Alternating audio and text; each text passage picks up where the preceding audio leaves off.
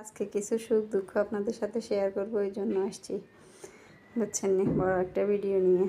পাশের বাসার ভাবি কি সুন্দর আল্লাহ ফলাও রাঁধি দিছে। ফলাও বলেন, তেহেরি বলেন, তেহেরি বুঝছেন না, সরি আপনাদেরকে বলছি আর কি, তেহেরি বলে, কেউ কেউ বিরিয়ানিও বলে, এইসবের আর কি। আচ্ছা যাক, উনি দিছে। আমার মেয়ে তো দেখি একদম এক্সাইটেড, খাবে খাবে, তাড়াতাড়ি একটা প্লেট নিয়ে চলে এসছে। একে বাড়ি দিলাম, খাই ফেললো। আলহামদুলিল্লাহ, মেয়েটার খুশি হয়ে গেছে। তারপর আর আমি এদিকে, আমি তো গরিব মানুষ, সেই হিসেবে আমি লইট্টা মাছ রান্না করি। সামুদ্রিক মাছ দামেও সস্তা, খেতেও মজা, এই জন্য লইট্টা মাছ রান্না করছি। আর পুঁই শাক তো এটা স্বাস্থ্যের জন্য ভালো, শাকসবজি একটু তো খেতেই হয়।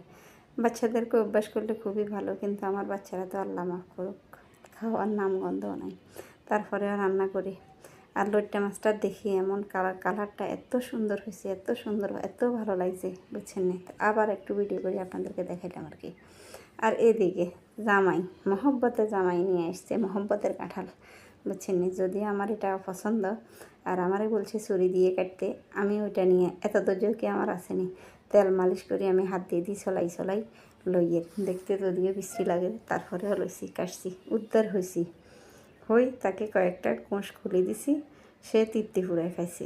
খাই পরে ডরে আবার সুন্দর করে এগুলা রাখে দিছি। বাচ্চারাও ততটা পছন্দ করে না।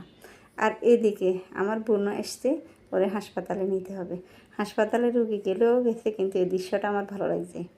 আর এরকম আসার সময় এরকম ঝলমল জাগানাকা ভিডিও না কার না ভালো লাগে বলেন। তারপরে রোদে সরে দেখেন যে পরিস্থিতি কী।